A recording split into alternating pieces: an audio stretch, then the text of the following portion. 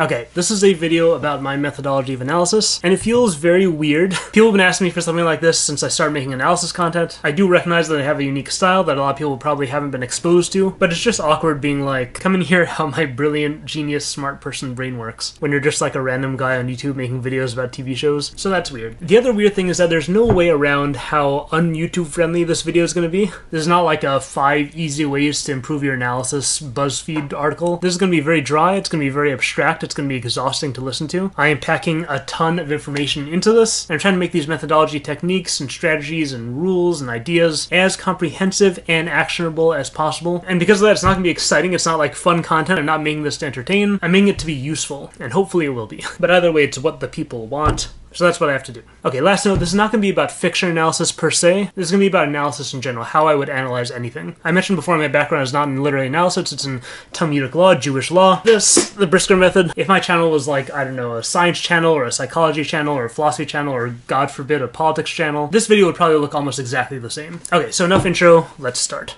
Okay, so let's begin with the 2 biggest rules of analyzing anything, which may or may not contradict each other. Rule number 1 is ask why about everything. This idea is pretty intuitive, but I don't think the extent of it is as intuitive. The first thing to do with anything you are trying to analyze is to ask every question you can think of, and I mean every question. So if I have a scene, just like a little kid almost, what I want to do first is ask like 1,000 why questions. Spoilers for Arcane, shocker. Take the Tea Party scene. Why a tea party? Why is Jinx doing it at Silco's old place? Why is the real Valdiana here? Why is Bunny here? Why does she need Milo and Clyger here? Why does she need Vander here? I thought they didn't have much of a relationship. Why does Jinx physically make 2 chairs representing her identities? Why does she decorate the powder chair with these specific decorations, with these designs, with this aesthetic, and then the same for the Jinx chair? Why the feathers, etc.? And why chairs? Why sitting? Why does she do the dead Caitlyn fake out? Why is she treating Vi this way? Why the cupcake? Why was Vi's offer to leave Piltover and Zahn the one thing that gave Jinx pause? Why did she gag Silco and Caitlyn but not Vi? And then other questions too. What was her plan for the night? How did she think this would go? What would happen if Vi had killed Caitlyn? What happens with Silco if Vi does that? Was Silco really never going to give Jinx to them, or is he lying? Is there a chance that he was going to shoot Jinx here and not Vi? And then also questions about individual lines. What does nothing ever stay dead mean? What does are we still sisters mean? What does but you changed to mean? What does you're perfect mean? What does we'll show them mean? And I'm including questions here that, if we're being perfectly honest, are probably totally meaningless details in this scene. Why does the scene take place in the dark? Why the candles? Why put a smiley face on Caitlyn's gag? Why is the sky red here? What's the story meaning behind the whole Shimmer-aided scuffle with Kate? Why does Jinx have the lighter here? What are each of these monsters and why the order? What about their colors? Why is Vi shouting out mom and dad if we never really met them? What's with the gigantic Vi mouth and the gigantic Silco mouth? And a lot of these questions are going to be kind of stupid, kind of meaningless, they're not going to matter, but questions are your only tools to understand anything. Asking questions forces you to notice each little thing that is unexplained, which really means identifying what could fall into the scope of your theory or your investigation. You're not necessarily trying to answer these questions, you're taking note of everything that is in the scope of your data. And these questions could become relevant once you know a little bit more. They could be a starting point, they could be some little bit of evidence that becomes relevant later on. They could connect your investigation to some other important topic or whatever. And it's not always necessary to like literally write out an endless list and push yourself to ask more and more and more, but the more you notice that's unexplained, the more tools you will have to build your theory. And let me be clear here, even if you think you know the answer, still ask the question. Those answers you think you have, you don't know if you're going to stick with them throughout your investigation. You may find flaws, you may develop them more, or you may find entirely different answers that you like much better. So still voice the questions, and this is going to be the case whenever I talk about questions in this video. When you are in question mode, be in question mode. Forget about answers and no answers, it's always worth just asking the questions anyway. So that is rule number 1. Ask about everything, ask why about everything specifically, because at this stage of your understanding, you really need to be viewing everything as potentially having a cause, even if it doesn't, because you haven't begun your investigation yet, you don't know that yet. And why is the type of question that probes at causes. It is the best question to ask. Ask why about everything. That is rule number 1.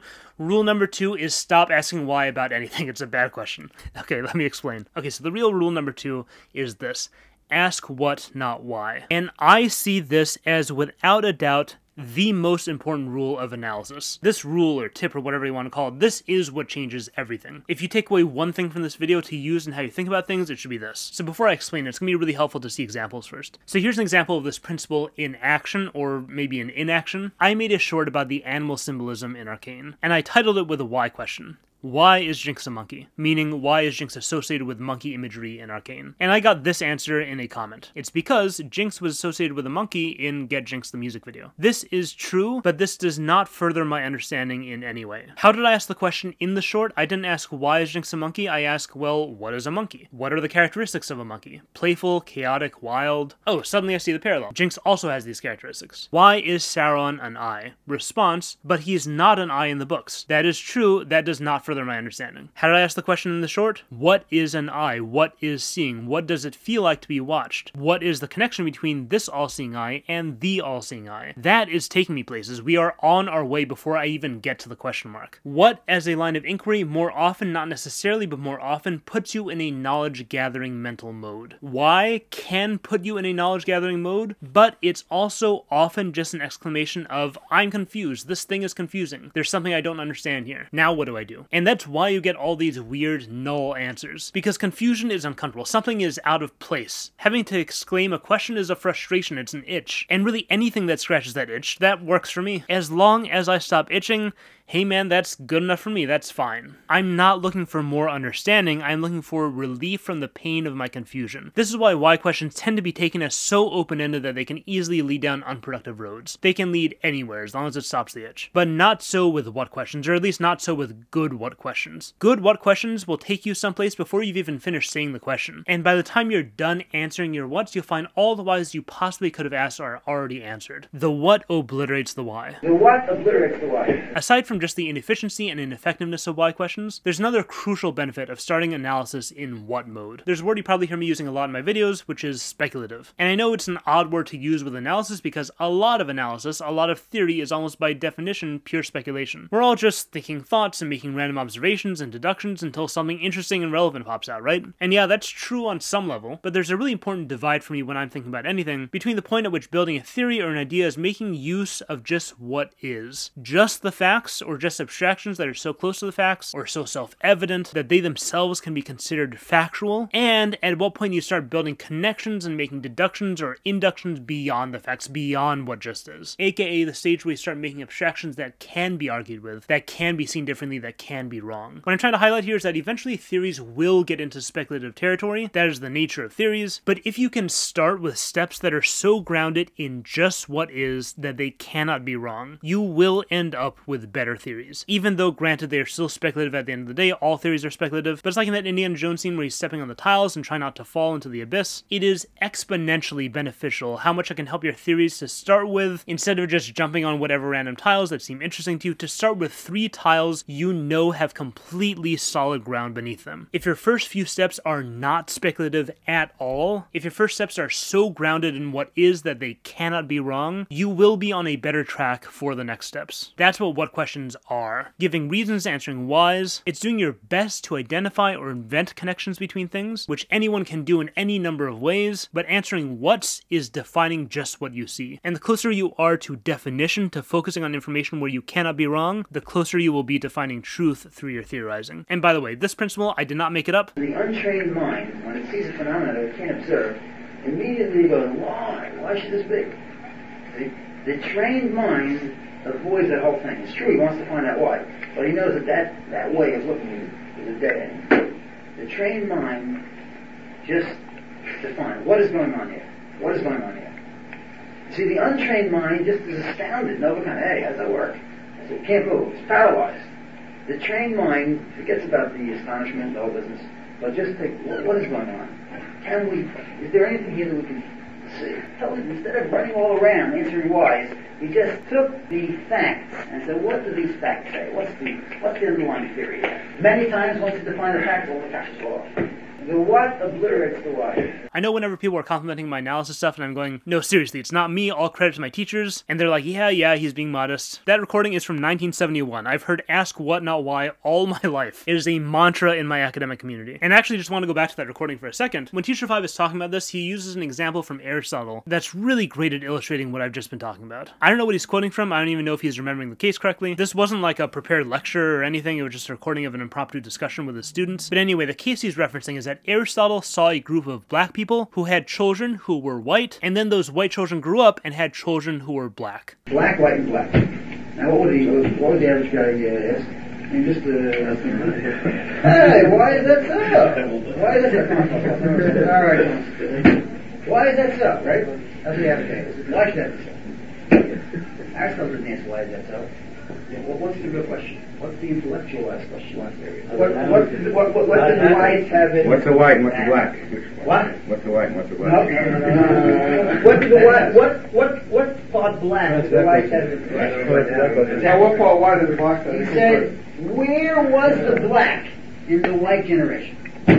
In that white generation, he said, where was the black hidden? That's what he asked.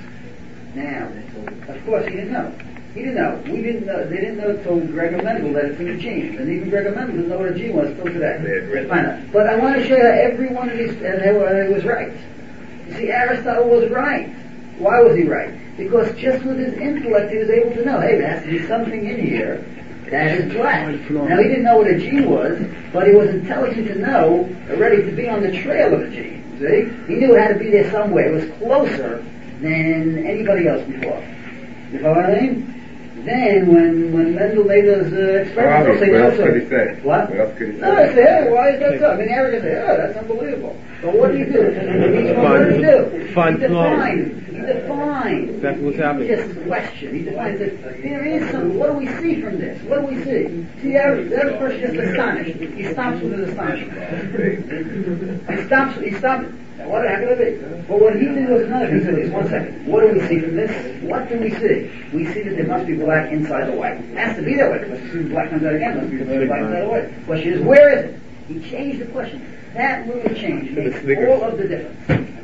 That little change makes all of the difference. I know he's saying where, not what. The wording doesn't actually matter. It's not important to say the word what. Some good why questions are really what questions. Some bad what questions are really why questions, etc. But anyway, definition is the focus here. What questions lead us to definitions, not theories. And then sometimes the definition itself will be enough. And sometimes definitions will just lead to a much better theory. A theory built on a much firmer foundation. Last point on what questions. I referenced this a bit already, but the best what questions are already starting to define. In my Lord of the Rings versus Arcane video, I asked, what is the underlying frustration behind DeHart's criticisms? That is already acknowledging that even if I disagree with DeHart's criticisms, what's prompting these questions is real. Something real is causing frustration for this person. And this question accurately characterizes the criticisms as a result of frustration. And even more as clues to identifying the nature of that frustration. In this Heimerdinger short, I asked, what is the function of telling not showing by this character? That's defining what we're seeing as telling not showing. I'm not asking why are we breaking this rule. My question is accurately identifying that there's a function being served here. In the RRR video, I asked, what traits are we seeing showcased in Rom's introduction? That is already defining one essential element of the functionality of a character intro scene. And this is also implying that traits we see here have functionality for what we will later learn about who this guy is. Questions are not and should not just be exclamations of ignorance. Questions are an opportunity to identify the features of what you're examining. That is why you will go far if you can endlessly ask questions on a topic. You're finding all these things that stand out that might be clues for you later on, and certain types of questions, what questions, specifically orient you towards firmer foundations to build theories on. And this has to do with the mind mode they urge you towards. We've departed from proclaiming hopeless, painful ignorance here, and instead we've gone to the much more productive knowledge gathering mode. And the other advantage is all the implicit facts that the best what questions are premised on. What questions lead you to take rock solid first steps in building a theory. They keep you from being wildly speculative, and they focus you on just defining what you see. And at that stage in the process, what you're focusing on, you cannot be wrong at that stage. You are just looking at the facts. And because of that, where those first steps lead will often just be truer. And just to caveat here, I'm not really saying don't ask why questions. Why questions can be great questions. They can point to really strong contradictions. They can also just be really great what questions in disguise. So keep asking all questions, but specifically ask what, not why. Focus more, give more value to what questions. Those are going to be the best questions you can ask. Like I said earlier, this is the most useful analytical tool in my experience. I understand it can be a weird principle to hear at first. It can sound a bit arbitrary, like it's a distinction without a difference, but the more you see it in action, the more you will see just how important it is. If there's any one thing I talk about in this video that by itself can completely transform and supercharge your analytical skills, it is getting good at this. If you like my content, it is by far the tool I use the most. If you asked me to list 20 times off the top of my head where I use this in my videos, I could do it easily. I could do 30 examples, I could do 50 examples. Actually, I will do that. Here, feel free to pause if you want, you don't have to, just to show evidence of how useful and how pervasive this is. This rule really is everything for me. Okay, so moving on. Next topic, the brown-throated thrush. In this video, we're going to be moving through the stages of analysis here. here. That's going to be the rough structure. So we just talked about questions, but you can't really get started with answers without knowing what type of answer you're looking for. What are we trying to accomplish through this analysis? I have 5 points here. The first 2 have to do with this guy, Richard Feynman, famous physicist and prankster and lockpicker and bongo player, worked on the Manhattan Project, Nobel Prize, Challenger disaster, etc. Famous guy, really cool guy. Listen to this story about his childhood. And the next Monday we were playing in a field,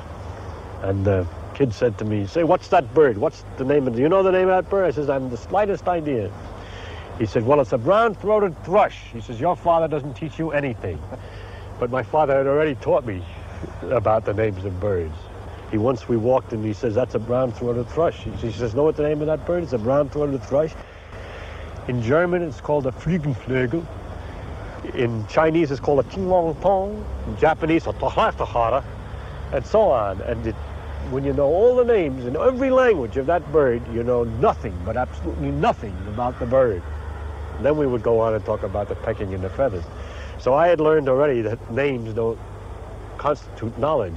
Names are not ideas. Jargon is not ideas. Analysis is not about making references to named ideas and using jargon to translate a phenomenon into some complex formulation of what you could just easily describe without any jargon. That is not what analysis should be. Analyzing something should be about gaining knowledge. It's about advancing your understanding of how something works or what the essence of a thing is. If you don't come out of the process knowing more than you did before, you've wasted your time. And speaking in jargon, if it's not helping you with that, if it's just referencing named ideas as a flimsy replacement for understanding, that is not good enough. That is not knowing more about something. So in terms of the goals of the analysis, it is not that. That is not what you're trying to do. In terms of answers, it should not be about that. It should not be about looking for what to call things. Second point, similar point, but I want to highlight something different. We have another Richard Feynman childhood story. Listen to this one. One day when I was playing with a little wagon for children to pull around, it had a ball in it. I remember this. It had a ball in it. And I pulled the wagon, and I noticed something about the way the ball moved. So I went to my father and I said, "Say, Pop, I noticed something. When I pull the wagon, the ball rolls to the back of the wagon. It rushes to the back of the wagon. And when I'm pulling along and I suddenly stop, the ball rolls to the front of the wagon." I said, "Why is that?" And he said, "That," he says, "nobody knows." He said, "The general principle is that things that are moving try to keep on moving, and things that are standing still tend to stand still unless you push on them hard." And he says, this tendency is called inertia, but nobody knows why it's true. So this is another fantastic stressing of the difference between names and ideas, but I want to focus on the step of saying no one knows why, but we call the pattern inertia. This is such a perfect summing up of the stages of a theory, and often really what a theory is at the end of the day. What you are doing is creating models that approximate reality, and often that is all you can do. I'm not a physicist, but when we went from Aristotelian physics to whatever was next, Galilean physics, Newtonian physics, it's not like science had defined the reality of what motion is, and then it was wrong, and Newton was right, and then Newton was wrong, and Einstein was right. No, everyone had similar data sets, and these were models. They were patterns the human mind imposed on reality that helped us to understand what was happening. Each one was getting closer and closer to explaining a more and more complete segment of that data set, but theories explaining something are not the thing. They are approximations. They are models that help us explain more of the data. And sometimes, the more your models develop, the best models, those may start to point at what the thing is. But even if your theories don't get there, you've accomplished a lot just by improving your models. When I'm defining cliffhangers or beauty or the bad movie trend or masculinity, or talking about some system of writing a powerful scene or what makes a good character, or how to evaluate whether a story is good or not, I am absolutely not saying this is the end-all be-all, this is what the thing is. No, I'm trying to give a model to help us understand more of the data. I'm looking for a more useful approximation of what's happening than what I started with. I am not trying to say why Richard's ball went to the back of the wagon. I'm finding more accurate ways of describing the model, the pattern that we call inertia. Worth mentioning at this point, there's a very well-known saying in Talmudic study, Elu ve'elu divrei Elokim Chaim. It translates to these and these are both words of the living God. And what that means is that when you're working within an area like Talmudic law or storytelling that is not a hard science, good theories are not mutually exclusive, even when they contradict each other. And this is because they are models. You will often end up with two models that are both logically sound that disagree with one another. And your job ends there. There's no which one wins, which one is the truth. No, both your theoretical models are words of the living God, so to speak. They're good models, they make sense, they advance your understanding, and they're logical. That is good. That is exactly what you're looking for. Full stop. And by the way, they both do have to be logical. You can come up with two models that are contradictory, and then you find flaws in one of them, or one of them is just better, it's more elegant than the other one, and then those are not both words of the living God, so to speak. They're not both equally useful. And then, yeah, one of them did win, and that's also fine. But what I'm trying to say is that often it's just a waste of time trying to figure out, like, no, which one of these ideas is beauty? Which is the end-all, be-all reality of what a cliffhanger is or what makes a good character? Finding the one theory that works to the exclusion of all the other theories and why all the other theories are wrong is a waste of time. And let me take this point even further here. Even when you're not juggling multiple ideas, anytime you're looking to explain data and have developed a working theory, what makes a compelling character is X, is development, let's say. If someone says, well, I think R2-D2 is a good character and he doesn't have any development, your response to that should not be, R2-D2 is not a good character because character is all about development, so you're wrong. Your response should be to take this as an opportunity to discover the other person's model of what makes a good character. And that may mean that you end up with two contradictory models that are both words of the living God, or maybe you'll see your friend's model and compare that to your own model, and you'll discover some way to synthesize the two. But the point is finding a model and using that to invalidate data, that is the reverse of what you're trying to do. You're trying to explain the data. And in the arts, how people feel is part of the data set. Okay, point number 3. Okay, this is one that kind of fires me up a bit. When I'm talking about what questions and definition, I am not talking about dictionaries. Dictionaries are reference tools. The goal of its contents are to help you to identify what words refer to. The goal is not to give you a deep understanding of what the concept behind a word is. Example, if you're trying to understand a mental health condition like depression, let's say, you should not look it up in the dictionary. You should look it up in the DSM. You should talk to people who work in psychology and psychiatry and neuroscience. You should talk to people who have suffered from depression or have friends and loved ones who have suffered from it. Mental health professionals didn't go to school and just look up every condition in Merriam-Webster and get handed a diploma, obviously. So same with everything. If you're analyzing a scene with a cliffhanger and you realize you're at a point where you have to define it, do not use a dictionary. Use your brain. You do not need help to identify cliffhangers, which the dictionary definition may help you to do. You are trying to understand the idea of it, and you have all the data you need to think about it, i.e. your own experience of it, your own experience hearing people talk about it, other people's opinions of it. So your job is to figure that out for yourself. I could see using a dictionary definition as part of your data, but the idea that a dictionary has some authority when it comes to definitions, specifically definitions of complex things, I could not disagree with that more. On a similar note, point 4, and this one is controversial, hold off on using other people's definitions until you worked on it yourself, at least a little bit. First of all, just practically, no two analyses are the same, and that may severely impact whether it relates to your investigation or not, and in some ways you might not even realize. Like if Aristotle has an idea of beauty, he's dealing with entirely different data than I am, and probably a different emotional lexicon as well, and this is all fitting into some bigger general ideas of what beauty is in the natural world, and other things about how nature works and how humans work, all these other things that have impacted his analysis. And his goals are probably different than ours. He's doing philosophy. For our investigation, we're just trying to become better writers. Two completely different investigations. So if you have a question like this and you start with someone else's answer, you may throw yourself off the scent of the beast you're really chasing. And by the way, let me be absolutely clear. This applies equally to me and my YouTube videos as well. If you're trying to think of something, don't let me impact your thought process. If I say something about it that resonates with you, that's fine, but I encourage you, hold off and think about it on your own. Develop an idea that's unique to you and how you think, and then you can compare it to my idea or to other people's ideas, compare them to yours, see if they fit, see if they're better than what you came up with. Basically, you lose nothing by waiting, and you do lose something by not waiting. You may lose the opportunity to develop your understanding of your own unique worldview, which is a pretty significant thing to lose. And that is my premise here, that everyone already has ideas about all these topics we talk about casually. These ideas are in the back of your mind, they're semi-conscious, they're totally not developed, and that is precisely what is worth exploring, what is worth developing. You, person listening to this, you have a way of using the word beauty or the word cliffhanger that operates by some unconscious rules, and your analysis is going to largely consist of sharpening that really rough idea you already have into something more definitive, more profound, whatever. And the best part will be that that idea is completely unique to you. It has all these nuances that come from only how you think, from experiences that only you have. Why sacrifice the opportunity to see this uniquely creative thing you do without even realizing it by running to someone else's idea first and letting the authority of that person overshadow whatever beautiful snowflake of an idea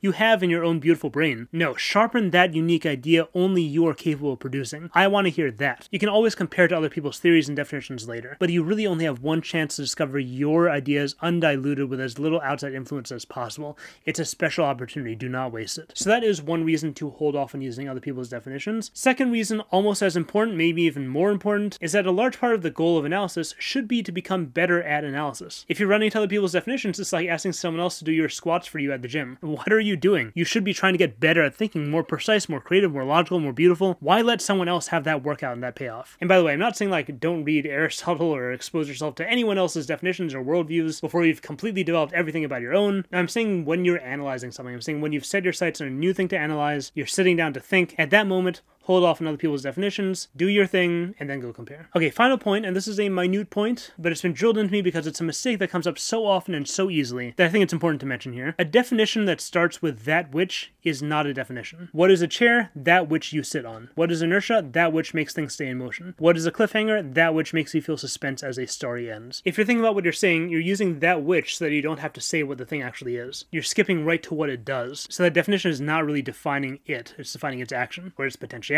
No, what is a chair? It is a constructed raised surface of a size and constitution designed and built to support a sitting human being, something like that. What is inertia? It is a description of the pattern in physics of the behavior of objects in motion that they stay in motion. What is a cliffhanger? It is an ending that's rendered incomplete by withholding the resolution of a major arc. And that often causes suspense, but even if you personally don't feel that emotion, it's still a cliffhanger. And there are some cases where you do feel suspense and it's still not a cliffhanger. Just like there's plenty of things you can sit on that are not chairs. So to sum up, what are you trying to accomplish with your analysis? What will the answers be like? One, they will provide a deeper understanding of what the thing is or how it functions, which means you are not just naming something or referencing names or translating into jargon, you are looking for new understanding. And if you come out of your analysis without that, then you're not done, you got more work to do. Number two, you are not looking for the underlying reality, the be-all end-all truth of what the phenomenon is that you're investigating. You're looking to find a model that will help you explain more of the data. And there may be multiple valid models, and they may even be contradictory, but as long as they're logically consistent and advanced in understanding,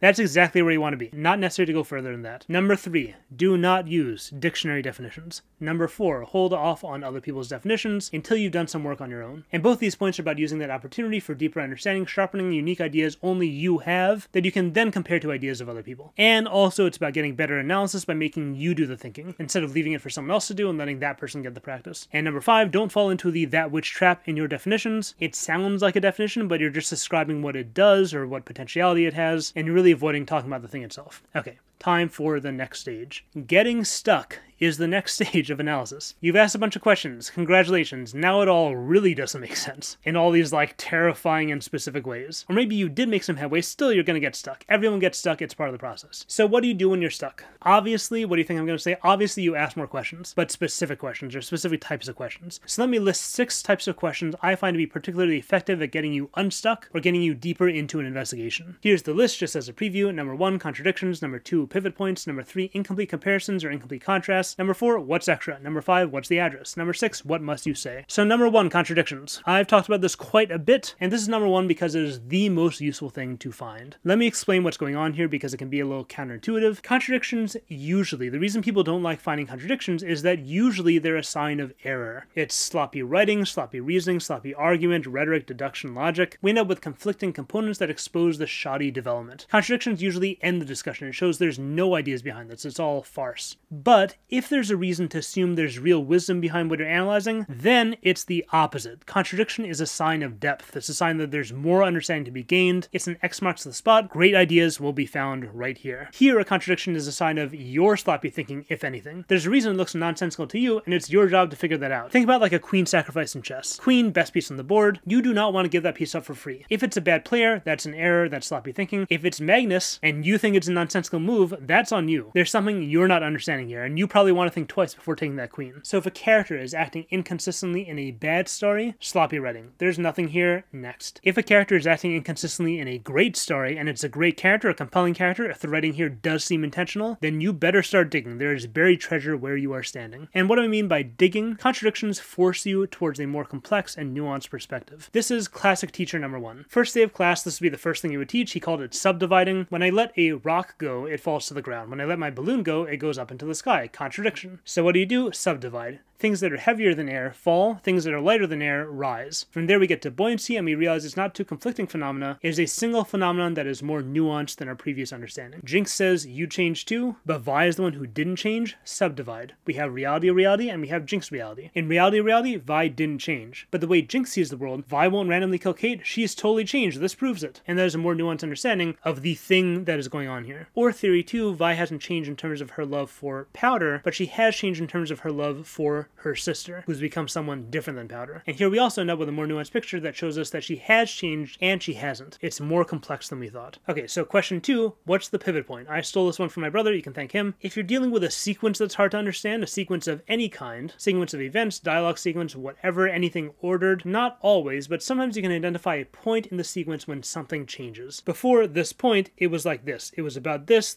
was the essence. After this point, it was different. It was about something else. It had a different focus, different essence. And now that we found this pivot point, now we can ask what's the relationship to how things were in the first half and how things were in the second half. Something changed. What changed? Why did it have this impact? And also, similar to contradictions, you end up pushing yourself to find unity as well. This is the scene that Powder changed into Jinx. We can talk about all the differences, but zeroing in on what the relationship is from before to after, it's forcing you to define really what did not change. How is this still one single person? Next one is similar, incomplete comparisons and incomplete contrasts. Take any two similar elements that have even slightly different outcomes or are treated slightly differently. They're similar, but they're not identical, and those seemingly minute differences are going to be what determines the difference in outcome. And then alternatively, take any two opposite elements that have the same outcome or are treated the same or similarly. They're opposite, but not completely opposite, not in every way. And those seemingly minute similarities are going to be what determine the similarity in outcome. Examples for comparisons. If I'm trying to understand Vi or Powder, I can look at them in terms of comparisons to the other Undercity kids. We have the full set of Vi, Powder, Echo, Clagger, Milo, even Deckard. They all started out pretty similar, but drastically different outcomes. So what determined these differences in outcome? By seeing the details that don't exactly compare, we identify the possible routes to the answers. For example, age is a difference, engagement style is another difference, relationships another difference, capability another difference. Now examples for opposites. Vander and Silco, these two characters could not be more different politically, ethically, in terms of parenting, even physically, but they have nearly identical outcomes. So similarities, they both love their daughters more than anything. Let's start there. Or they were both leaders, or they were both from the lanes, or they both fought Piltover. All reasonable starting points. Now we can examine all these differences between the two characters that we may think would change the outcome, that the similarities render inconsequential, and then we can think about why they're inconsequential. Another example, Echo Heimerdinger could not be more different in terms of where they're from, age, experience, physically, philosophically, how they see time, relationships, fame, but nearly identical outcomes. They are the only characters that end up with completely positive endings to their arcs. So similarities, they're both scientists, they both value life more than anyone else in the show, they both turn their backs on their societies. Great starting points. Okay, number 4, what's extra? What doesn't need to be here? The boxing scene, what is the point of that scene at all? Why do we need to hear all about Mel's mysterious brother? Who's this guy and what's the point of him? Why does Vander need to be represented in the scene? Why is the real Valdiani here? Why does Bunny need to be in every Bunny scene? Why the color system? What if it wasn't there? And you can also do this with characters and scenes and arcs in terms of how they exist. Take any character and imagine the most default, basic, unadorned form of this thing you can possibly think of. And then one by one, see what each unique characteristic adds to the character's functionality. I've used Normal Rupert as a name for this tool in the past. If I'm trying to figure out R2-D2 or Chewbacca or whoever, I imagine the character in the most default form I can think of. Totally average guy serving a similar purpose. Han Sidekick as just a guy who follows him around instead of Chewbacca. Normal human guy, normal build, talks normally, or serving the plot functions R2-D2 serves, helping out in the ship or with computer stuff, lightening the mood with little gags. Normal guy, normal human man, just doing R2-D2 things. That thought experiment allows me to isolate the unique characteristics one by one. Chewie is big. Chewie is an alien. Chewie makes growly noises instead of talking. R2-D2 is cute. R2-D2 moves around on wheels kind of slowly. R2-D2 is cheerful. And if it's a scene, I imagine the most basic version of that scene imaginable. Jinx and Echo just fight. They shoot at each other, hit each other, that's it, that's the scene. And then now I can isolate the differences between that and the actual scene. Music, flashbacks, art style, change in mood, building a parallel. Echo's fighting strategy, Jinx's fighting strategy. I can do with an arc, what's a basic normal fantasy arc, and now what's Frodo's arc.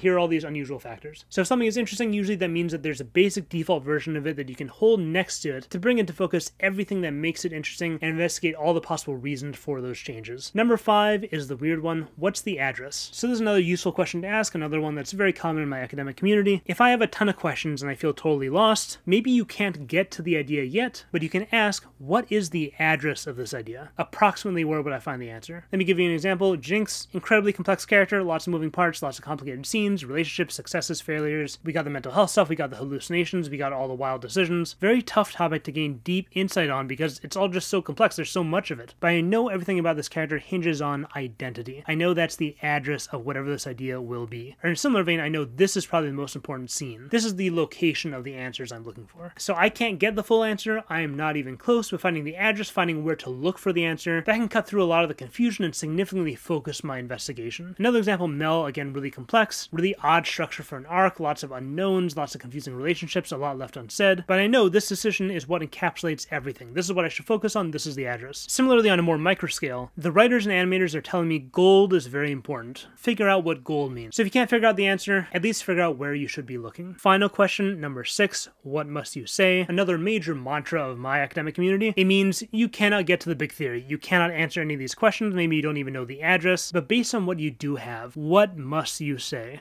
What is a single deduction you can make with absolute certainty, even a teeny tiny itty bitty one, even if it seems totally insignificant? Once you start making solid steps, even baby steps, doesn't matter, just saying out loud anything new that you can say for certain. That will consistently jog your brain into a new space, make things shift just a little bit, and maybe enable you to see the next step, and then that will lead you to the next step and the next and so on. I don't know why Jinx chooses the Jinx chair, but what must you say? Up until this point, she is still considering taking the powder chair. That alone, baby step, still tells you a lot. I don't know what the crows represent, but what must you say? It's relevant to these specific scenes. That's something. Also, whatever it does represent, Jinx has a contentious relationship with it. That's also something. We have one crow here, we have many crows here. That definitely means there's a more pronounced manifestation of whatever crows represent in this scene. Aragorn says to all the hobbits you bow to no one, even though it seems like Frodo and Sam are the real heroes here. Are Merry and Pippin really on the same level? What must you say? In terms of what Aragorn is saying, yes, they are on the same level. Apparently the reason Aragorn is bowing to all of them has to do with the commonality between all of them. Even if Merry and Pippin seem like they did less, in terms of what Aragorn cares about, qualitatively, maybe not quantitatively, it applies equally or similarly to Frodo and Sam. Now that I've made that step, now I'm on a completely different path. Before this I was just trying to figure out what Aragorn meant. Now I'm looking for shared characteristics between all 4 Hobbit arcs. And if you've noticed, these 6 categories of questions are basically just consistent ways to generate even better questions. Each one of them just leads to more and more questions. Because like I said earlier, at the end of the day,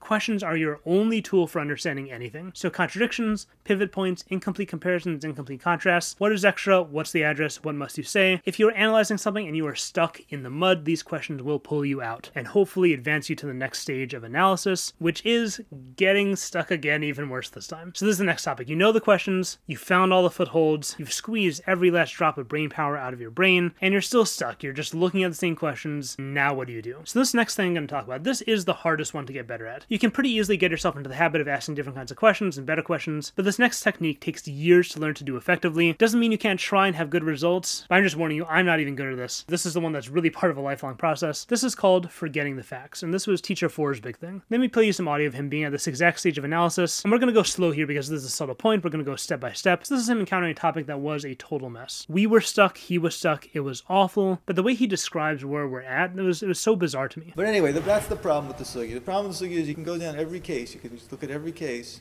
from every angle, but it still is always a detailed, you're always stuck in a particular.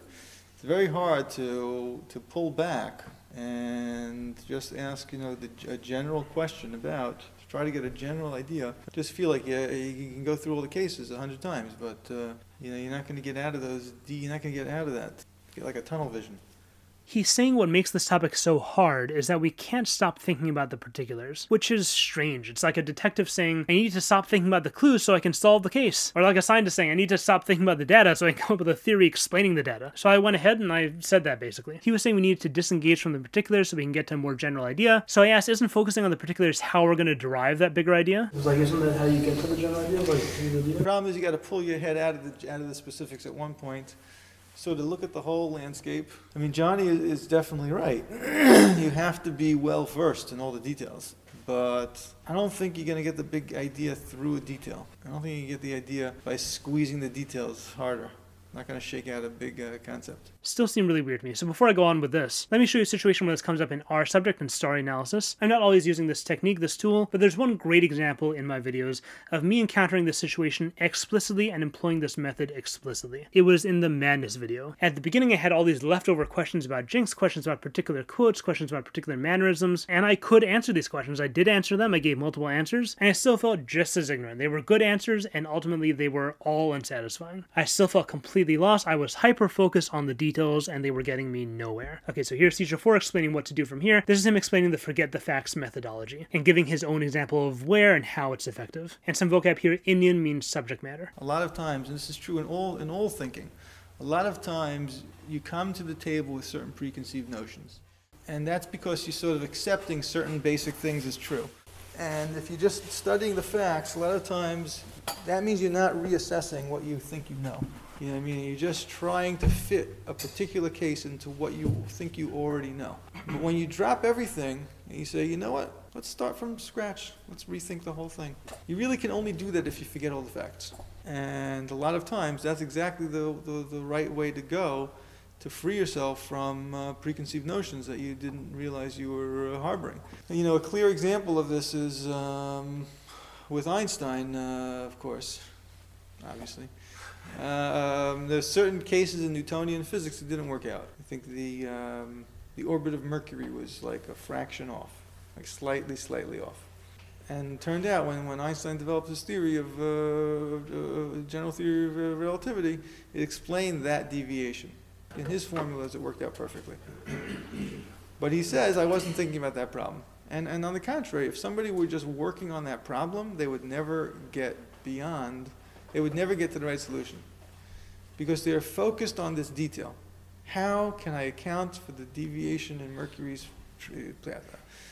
Maybe the calculations are wrong, maybe there's some other force outside of it, maybe there's something, different type of, whatever it is. But it's because you're not reassessing what you know. You're just trying to fit this into what I do know, to what I think I know. Most of the times when you're faced with a particular problem, it's better to forget the problem, fall back to the general inyan, and think about it naturally. And then you'll say, oh, well, now I see how to look at this. Now that I've developed the inyan properly, now I'm in a better position to see how things should really be. You always got to fall back. Whenever you have a problem, it's always bad to think about the problem. It's always better to fall back and think about the subject matter.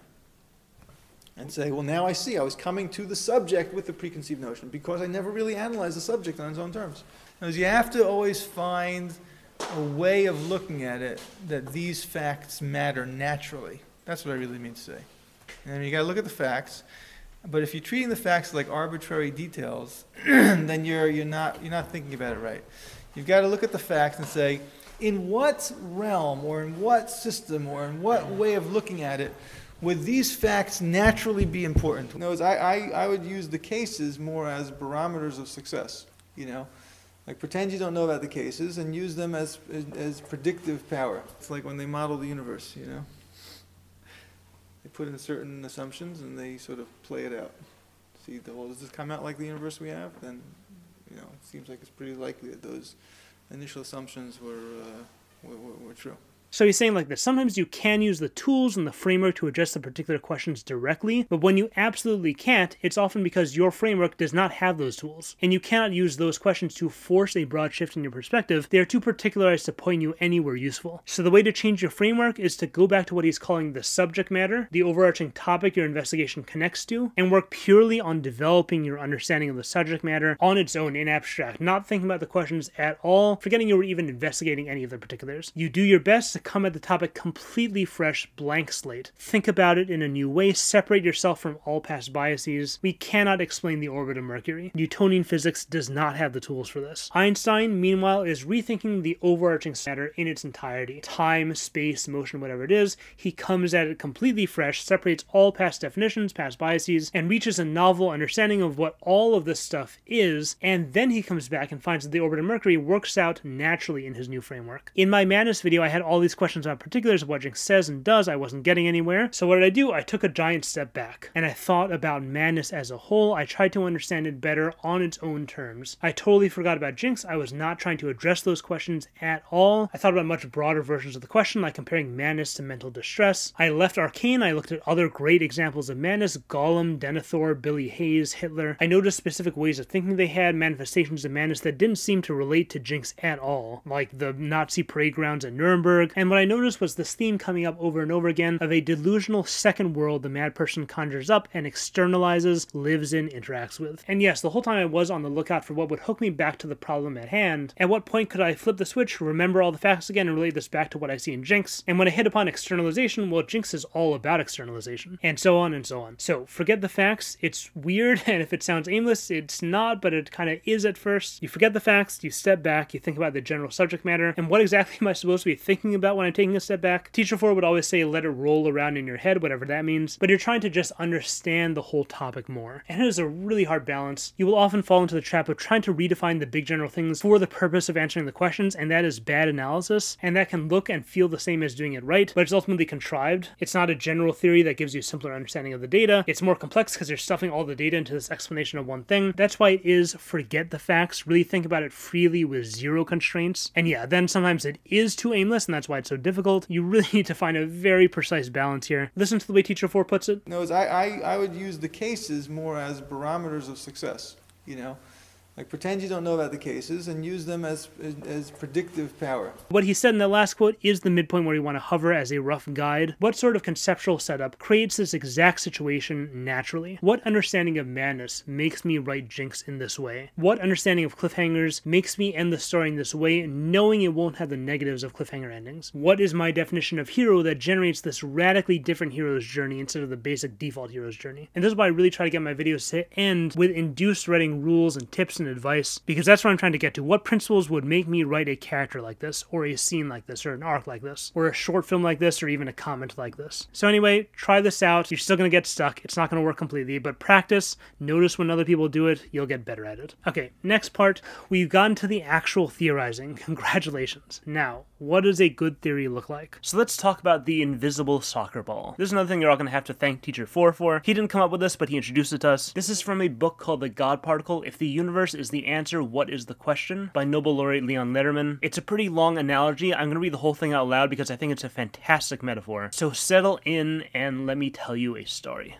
Imagine an intelligent race of beings from the planet Twilo. They look more or less like us, they talk like us, they do everything like humans except for one thing. They have a fluke in their visual apparatus. They can't see objects with sharp juxtapositions of black and white. They can't see zebras, for example, or shirts on NFL referees, or soccer balls. Let's say this contingent from the planet Twilo comes to Earth on a goodwill mission. To give them a taste of our culture, we take them to see one of the most popular cultural events on the planet, a World Cup soccer match. We, of course, don't know that they can't see the black and white soccer ball, so they sit there watching the match with polite but confused looks on their faces. As far as the Twiloans are concerned, a bunch of short pants people are running up and down the field, kicking their legs pointlessly in the air, banging into each other, and falling down. At times, an official blows a whistle, a player runs to the sideline, stands there, and extends both of his arms over his head while the other players watch him. Once in a great while, the goalie inexplicably falls to the ground, a great cheer goes up, and 1 point is awarded to the opposite team. The Twiloans spend about 15 minutes being totally mystified. Then, to pass the time, they attempt to understand the game. They deduce, partially because of the clothing, that there are two teams in conflict with one another. They chart the movements of the various players, discovering that each player appears to remain more or less within a certain geographical territory on the field. They discover that different players display different physical motions. The Twiloans, as humans would do, clarify their search for meaning in World Cup soccer by giving names to the different positions played by each footballer. The positions are categorized, compared, and contrasted. The qualities and limitations of each position are listed on a giant chart. A major break comes when Twiloans discover that symmetry is at work. For each position on Team A, there's a counterpart position on Team B. With 2 minutes remaining in the game, the Twiloans have composed dozens of charts, hundreds of tables and formulas, and scores of complicated rules about soccer matches. And though the rules might all be in a limited way correct, none would really capture the essence of the game. Then one young pipsqueak of a Twiloan, silent until now, speaks his mind. Let's postulate, he ventures nervously, the existence of an invisible ball. Say what, reply the elder Twiloans? While his elders were monitoring what appeared to be the core of the game, the comings and goings of various players and the demarcations of the field, the pipsqueak was keeping his eyes peeled for rare events, and he found one. Immediately before the referee announced the score, and a split second before the crowd cheered wildly, the young Twiloan noticed the momentary appearance of a bulge in the back of the goal net. Soccer is a low-scoring game, so there are few bulges to observe, and each was very short-lived. Even so, there are enough events for the pipsqueak to notice that the shape of the bulge was semi-spherical. Hence his wild conclusion that the game of soccer is dependent on the existence of an invisible ball, invisible at least to the Twiloans. The rest of the contingent from Twilo listened to this theory, and weak as the empirical evidence is, after much arguing they conclude that the youngster has a point. The elder statesman in the group, a physicist it turns out, observes that a few rare events are sometimes more illuminating than 1,000 mundane events. But the real clincher is the simple fact that there must be a ball. Posit the existence of a ball which for some reason the Twiloans cannot see, and suddenly everything works. The game makes sense. Not only that, but all the theories, charts, and diagrams compiled over the past afternoon remain valid. The ball simply gives meaning to the rules. particles. This is an extended metaphor for many puzzles in physics, and it's especially relevant to particle physics. We can't understand the rules, the laws of nature, without knowing the objects, the ball. And without a belief in a logical set of laws, we would never deduce the existence of all the particles. Okay, so a lot of this might sound similar to Feynman's wagon. The meaning comes from showing what the underlying thing is, not just finding laws to describe what's happening. And yeah, it's a good analogy for that, but it does a lot more than that too. I want to talk about 3 crucial impacts of good theories that this analogy showcases really clearly. The first is simplicity, which I think is part of what this guy is calling meaning. If I'm explaining falling objects and I tell you a rock falls to the ground because the nature of rocky matter is to fall, rock particles go down. And this feather, see how it falls differently? That's because it's falling is caused by something totally different than rock particles, a substance we've termed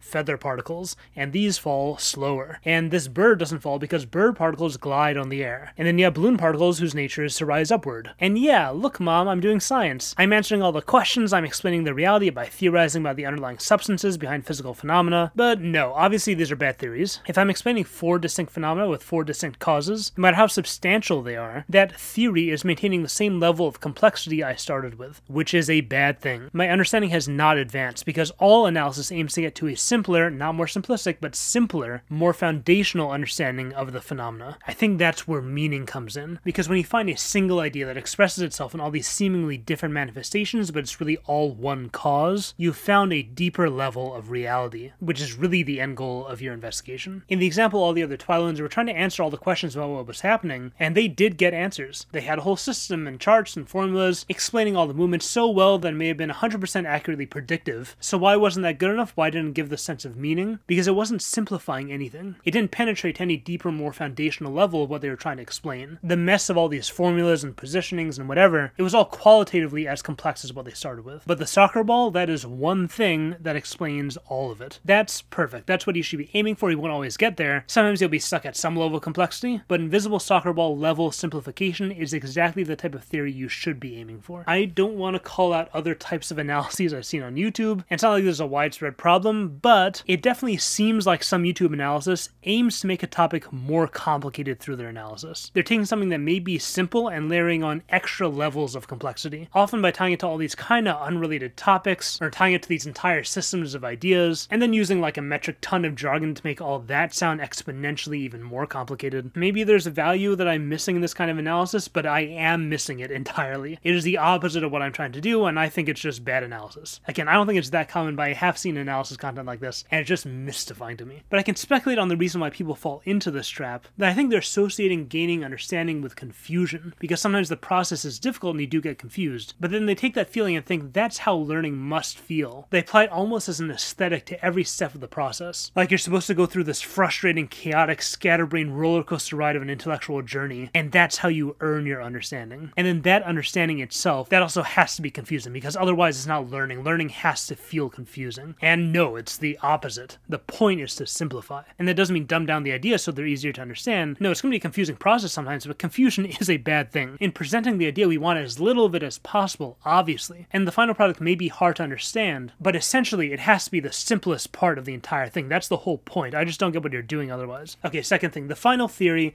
looks and feels categorically different than the more superficial explanations. The soccer ball theory isn't made of the same conceptual stuff as the explanations of the other Twiloans. And this may seem superficial. Actually, it is superficial, but I think it's a dependable superficial sign that the theory is pushing towards a deeper level of understanding. It's pushing to an underlying reality that's new, that you didn't see before. And at this new level, the entire phenomenon looks different. Your understanding isn't just broadening, it's transforming. I can't help but think about the way that people describe high-level competition, like it's a totally different game. If I'm a chess player, what I'm doing as a beginner is a fundamentally different activity than what like a 1,000 rated player is doing, and then compare them to a master, and then compare a master to like Magnus Carlsen. The deeper your understanding gets, the more radically different the phenomenon is in your mind. It's why those videos on YouTube that so-and-so explains X in 5 levels are so interesting no matter what the subject, because what's being said in explaining the phenomenon to a child is completely different than what's being said to the teenager, which is completely different from 2 experts talking about it. And it's not just difference in degree, it's transformatively different levels of understanding a thing. So I think this is important to keep in mind when you're searching for a good theory, and I'll just reiterate as a disclaimer, I don't think this is a necessary quality of a good theory, but it's present in good theories often enough that I think it's a good thing to look out for. Third thing, and this is both very important and I think very hard to understand, I still don't understand this, but I know it's important, if I summarize what happened in this story, as the other Twiloans tried to explain the soccer game without being able to see the ball, they studied the data came up with complex theories, and then the young pipsqueak who studied the same data came up with his simple, elegant, unified theory. If that's my summary, I'm leaving out possibly the most important step. The Twilight studied the data, came up with their complex theories. The pipsqueak also studied the data, also came up with a theory, but not using the same data, not basing his simpler theory on that same data. No, he did not come forth with his theory until one crucial new piece of data came to light. He saw that semi-spherical bulge in the net that appeared in the moments before the cheering. Only then did he feel like he had enough data to base his theory on. Meaning, even though his theory would have still been just as much of a simplifying force that cut through all the complexity with a single elegant cause, he was still looking for evidence that unmistakably pointed in specific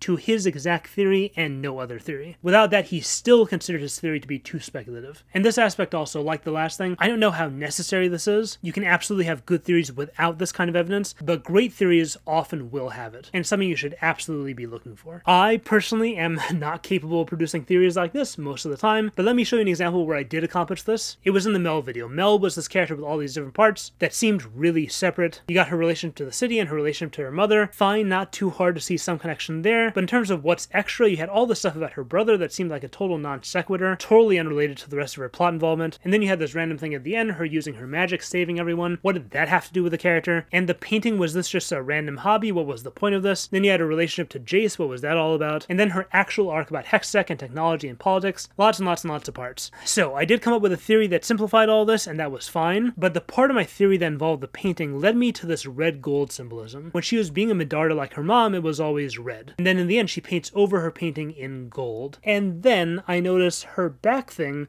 is also gold. Huh, interesting. And that led to some huge developments in the theory that were really, really speculative. Reading big ideas into color symbolism that's always going to be kind of shaky ground, I needed my semi-spherical bulge moment. And then I found it. There's this little split second of a scene, a half of a line of dialogue, totally out of nowhere, totally extra in this context, not drawing any attention to itself, almost a non sequitur.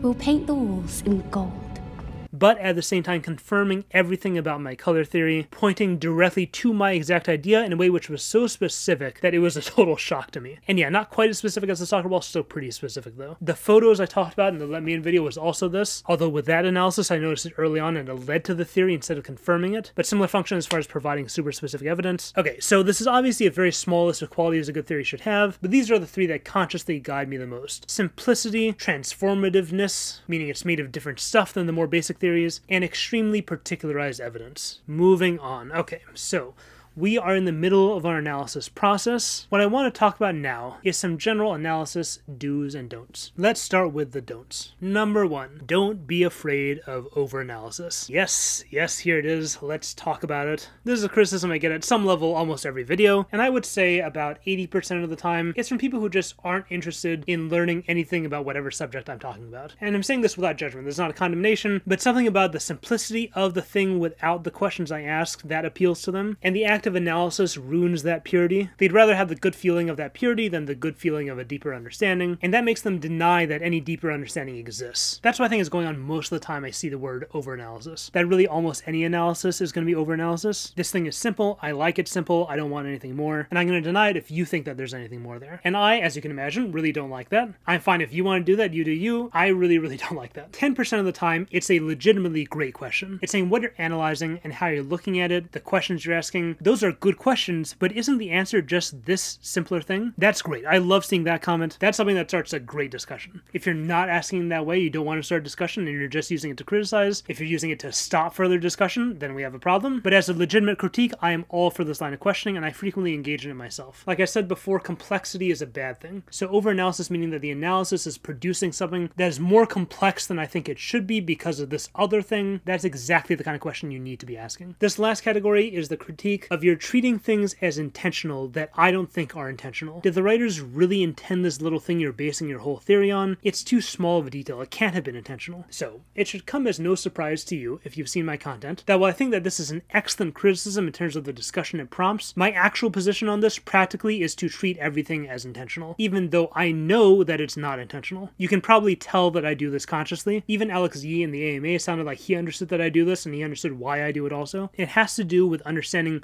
what you're analyzing and why you're analyzing it. First of all, let's say I'm an engineer and I'm trying to analyze the structure of a particular bridge. In this analysis, I am not going to bring in color symbolism for two reasons. Number one, because that is not the language of structural engineering. Color doesn't play a part in what bridges do in a structural sense. Number two, engineering a bridge is, I think I'm not an engineer, but I assume engineering a bridge is completely conscious and intention-driven as a process. Every aspect down to the details must be consciously designed and calculated. Now, with storytelling, number one, color symbolism is in the language of storytelling. So best case scenario, I'm understanding the conscious intention of the author, but worst comes to worst, I'm understanding how to use a storytelling thing better. In conducting this analysis and investigating this particular aspect, even if it's not the author's intention, I have found an effective way to use color. And I can take that and I can abstract it, come up with principles, come up with ideas, maybe use it in my own writing. And I never would have advanced my understanding of how to use symbolism in that way if I had been concerned about overthinking, overanalyzing, if I had been concerned about authorial intent. That is not the point of my analysis. The point is to learn something, the point is to advance my understanding of the craft of writing. And number two, storytelling is absolutely not completely conscious and intention-driven as a process. Artists will very often do things for reasons they cannot articulate. They'll be moved by their subconscious creative instincts, by some inner voice that tells them this is how it has to be. It will be better this way. Maybe gold was intentional for the reason I said, or maybe it just felt powerful in the scene, it felt right, and me as the writer, I'm not going to think into it any more than that. I don't need to, I don't want to, it just has to be gold here, end of story. Or alternatively, maybe there was zero intention behind it at all. Maybe gold was completely arbitrary, but then still it had this powerful emotional impact. Oh man, when I saw that gold, I really felt something. And that's something we absolutely need to explain. No matter what the intention was, if I make a cookie and I have no idea what I'm doing, but then it tastes amazing, I can analyze that product no matter the intention or lack thereof. And often it's because it completed some circuit in our brains subconsciously. It aided some arc, it expressed some emotion, it meant something. And that can happen with or without intention. Intention does not matter. The cookie still tastes great even if I know nothing about food chemistry. So that's my role when I'm analyzing. I'm not trying to analyze the intentions of the creators. I am the food chemist, analyzing why all the various cookies taste so delicious. Food chemists do not care about intentions unless practically it aids their investigation of what's in front of them. An example I can't help but think of is Daniel Day-Lewis, who is undoubtedly a master of his art, and I've seen him interviewed sometimes about the subtleties of his performance, and at times he'll sound almost clueless, as though he hasn't thought through any of it, because his creative process at times is that subconscious. Tell me what you wanted this character, what did you want to,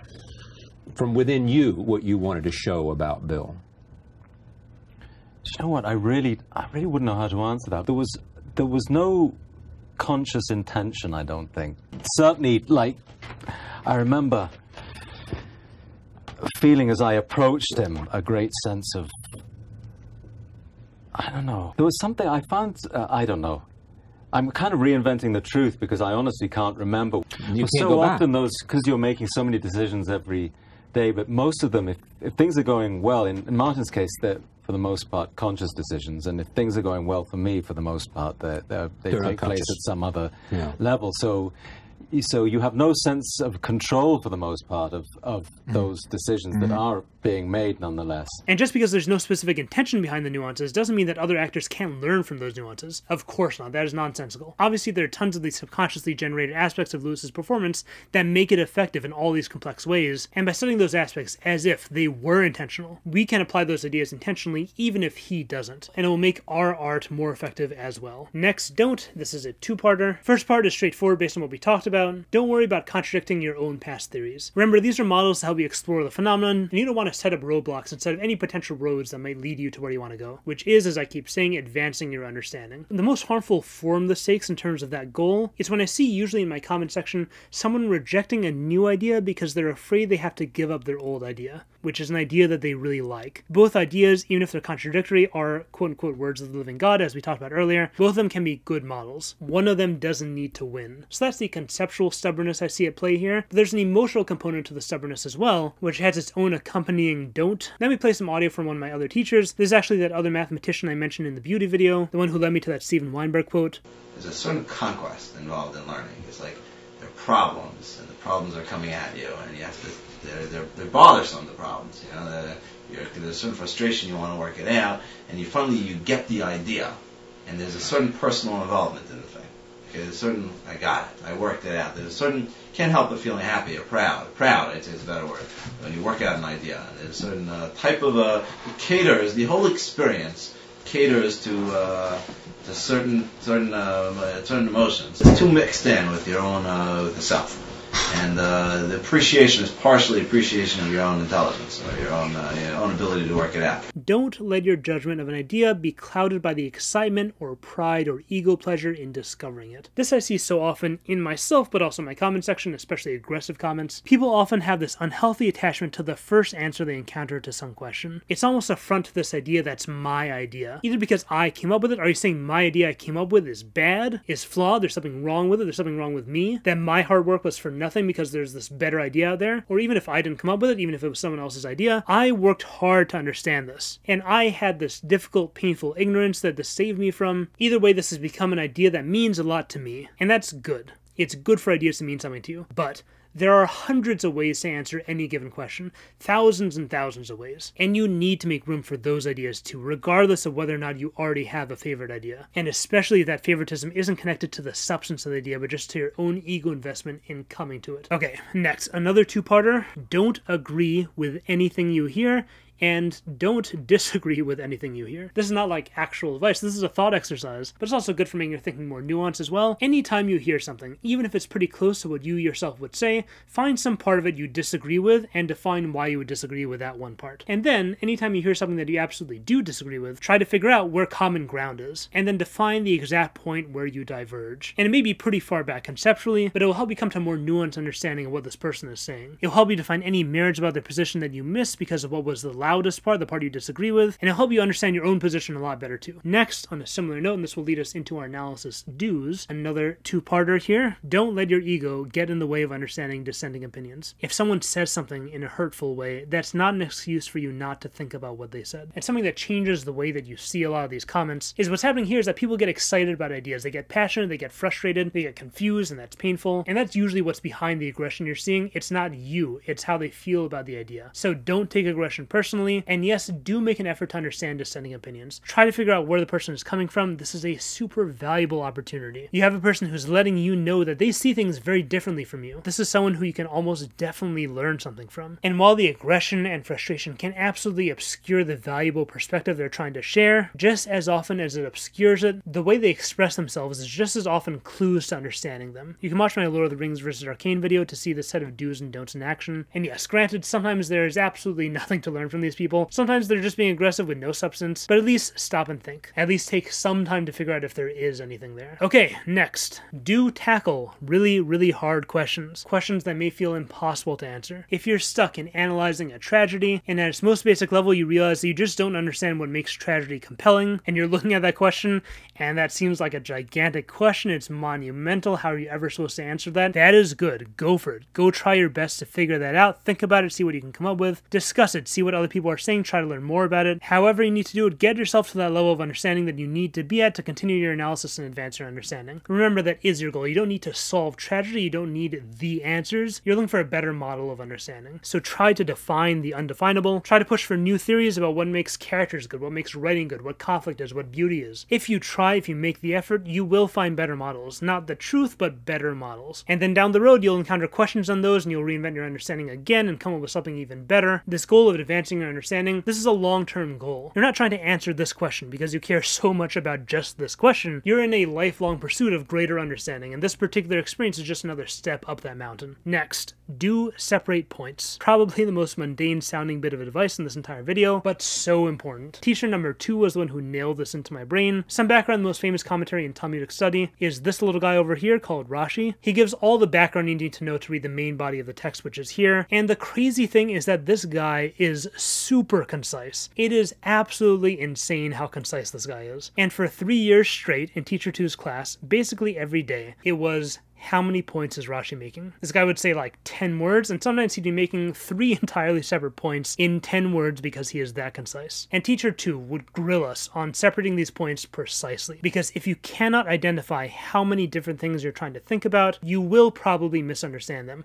You will confuse one point to another, you will miss nuance, you will miss questions, you'll miss tools that will lead you to answers. Let me give you an example of this in our subject matter. I thought you could love me like you used to, but you changed to. 4 points. 1, I thought you could love me. 2, like you used to.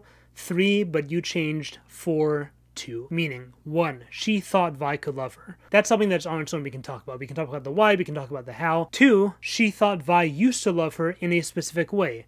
What way? How? Why? 3. She thinks Vi changed. What was the change? How did she change? Why did she change? And 4. She thinks she herself also changed. Again, same questions. Separating aspects and characteristics, it's the same principle. Legolas is a cool character. How so? He does cool things. He looks cool. Let's separate all the different aspects of this. What comprises his coolness? Well, he's super handsome. He's super capable. He is quiet and aloof. He's graceful. He does other things characters can't do, and often we see no explanation for that. And he doesn't even seem to care about being cool in all these different ways. I could go on, but this tool is taking things we have a general idea of that may be a simple thing and doing our best to break it down into its most basic components, its particles, its atoms. Extremely useful in preparing to analyze, in discovering nuance in your data, and in ideas you're working to develop, and in communicating those ideas in the clearest form. People often compliment me on my clarity of presentation. Imagine an hour and 10 minutes a day, 3 years straight, with the clearest communicator of anyone you've ever met, demanding that you separate points in everything you read. You can thank Teacher 2 for any clarity that happened to rub off on me. Next, do name ideas.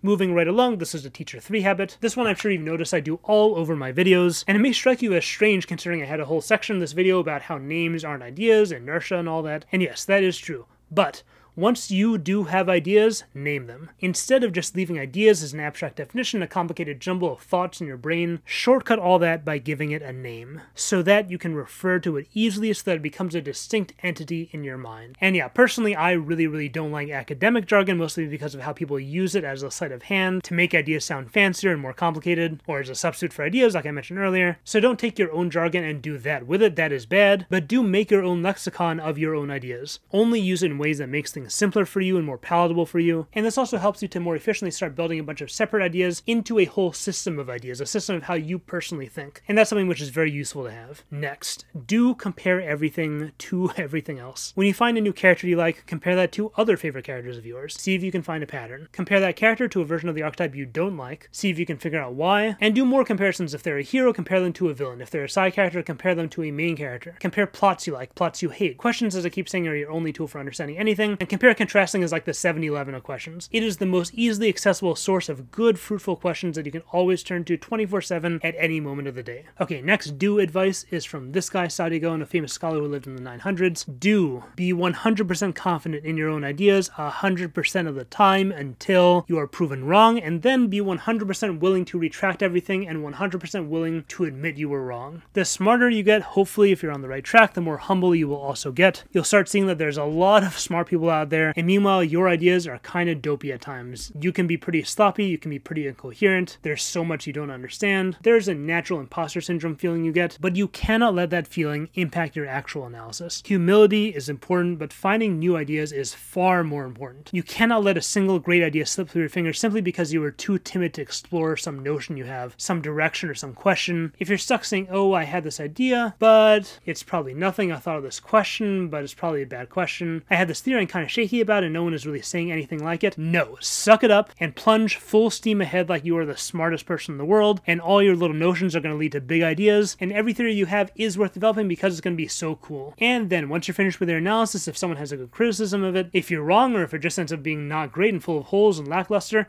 then be humble. Tail between your legs, you know the routine, and retract and try again. I'm not suggesting that you actually be arrogant, just use confidence as a tool to get better ideas, and also use humility as a tool to get better ideas. Being able to confidently march forward and being able to admit you're wrong are both useful in different situations. Just because they're opposites doesn't mean that you can't use both when necessary to get better ideas. Just don't let either disposition be an impediment to you. And let me add to this, do be the first one to question your own ideas. It is totally fine, totally reasonable and productive to be like, here's my idea and here's my question on it. Here's my idea and this is what I like about it and this is what I don't like about it. It's productive in your own head when you're working on the idea by yourself, but especially if you're discussing it or presenting it. Criticize your own ideas, ask questions on them. Why? Because, I'm gonna say it again, questions are your only tools to understand anything. If there's more understanding to be had from your answer, it will happen through asking questions on it. Next, do obsess over formulation. If you cannot talk about it clearly, you are not thinking about it clearly. Find the absolute best ways to express your ideas. That is the sign that you're coming to a clearer understanding of those ideas. If you're having trouble expressing yourself, that's good, that's part of the process. That is your clue to do do more thinking, to understand more. Last, do. Different from the rest, do think silently for long, extended periods of time. This is something which is a totally normal thing in the environment I come from. You can walk into the study room at my old Talmudic Academy, and it will not be uncommon to see people sitting at tables, no books or notes or anything in front of them, and they're just staring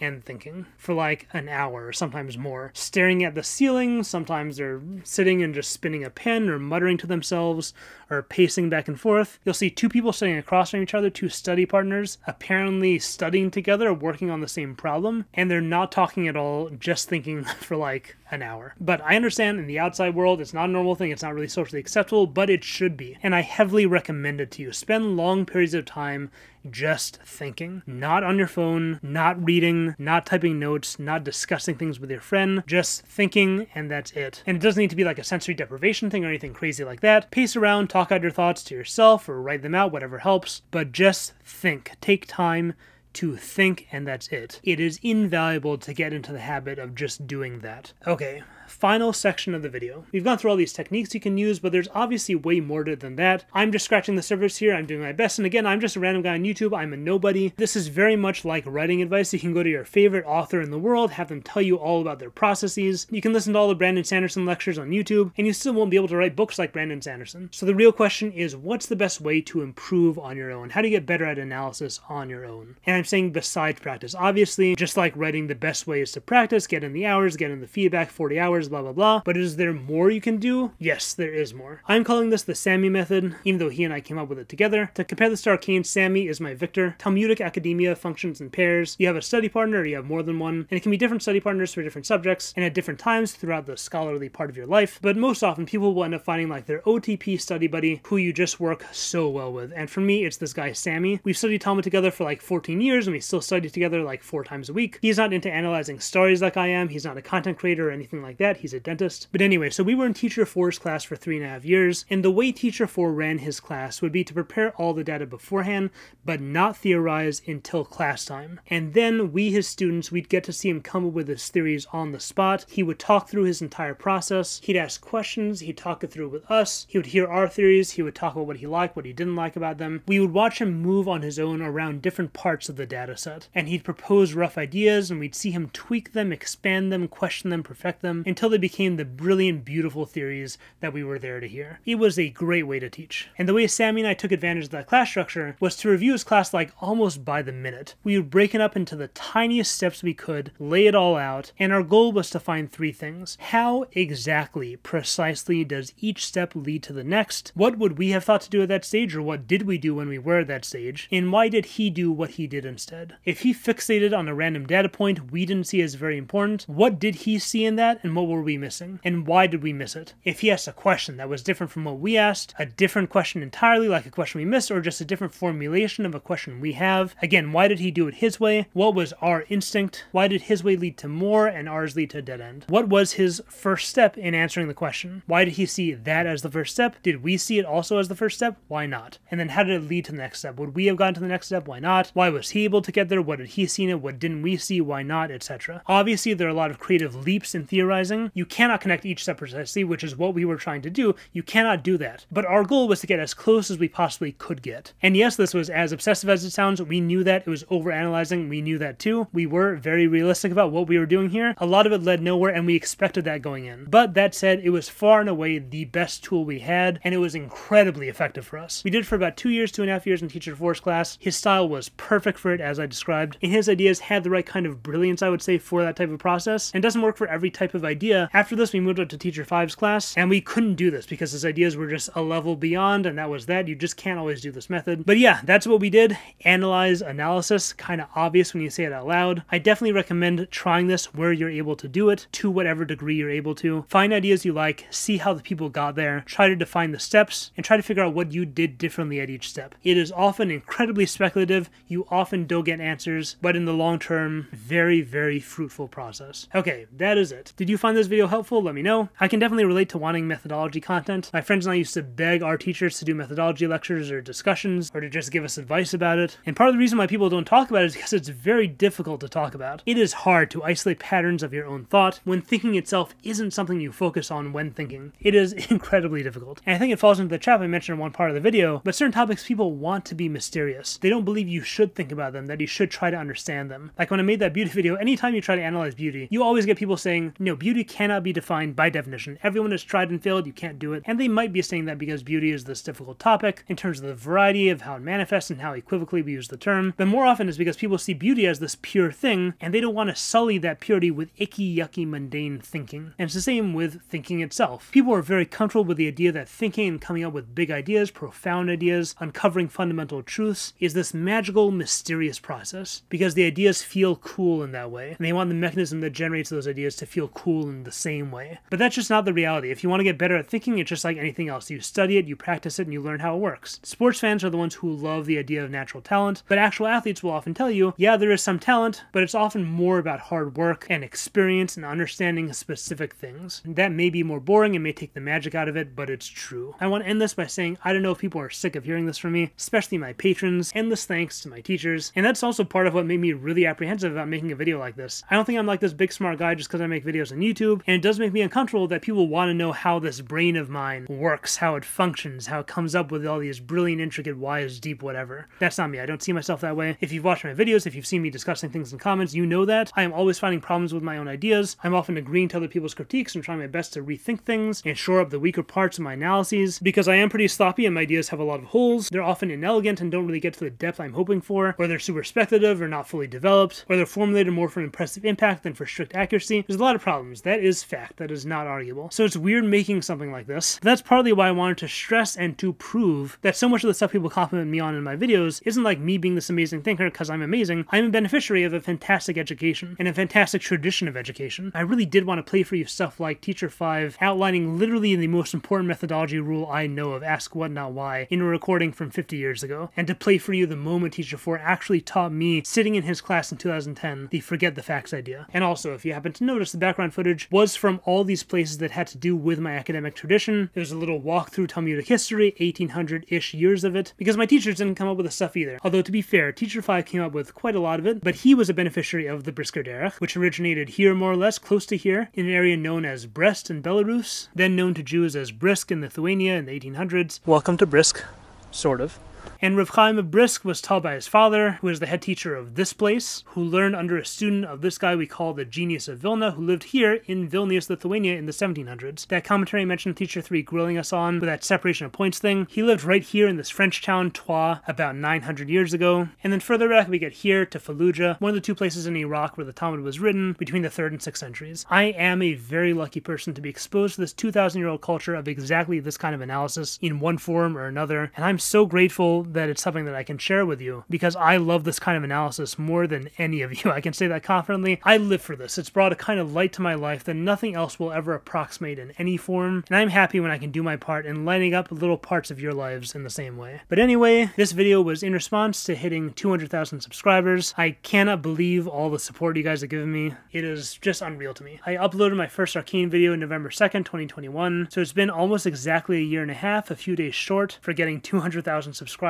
That is nuts. That's crazy to me. This whole channel, what you've done for me, has transformed my life in so many ways. It's transformed my livelihood, what I do every day, how I think, how I write, and it's transformed fundamentally how I enjoy fiction now and who I enjoy it with. So all the gratitude in the world to all of you. If you're subbed, if you're not subbed, doesn't matter. Even if you just watch the channel every so often, a couple videos here and there, it is the most incredible feeling to have found people who appreciate what you have to contribute. So truly, thank you. I'm going to keep making videos. I'm not stopping or anything like that. So I'll see you again in a week or two for more analysis content. Shout out to the patrons as always. Consider joining for $2. Gain access to our wonderful, thriving Patreon Discord server where we talk about all the writing stuff we love to talk about and make writer friends and help each other with projects and volunteer to read and give feedback and start writing groups, etc. It's a bunch of writing nerds being writing nerds, so hop on board if you want. We'd love to have you. Special shout out to new high tier patrons Insane Ack, Ezra, Laventine Lav, and Kay. Anyway, I really hope you enjoyed this. It was hard to make in a different way than my other content, but it was also super rewarding and super fun. So thanks for 200K, and thanks for watching.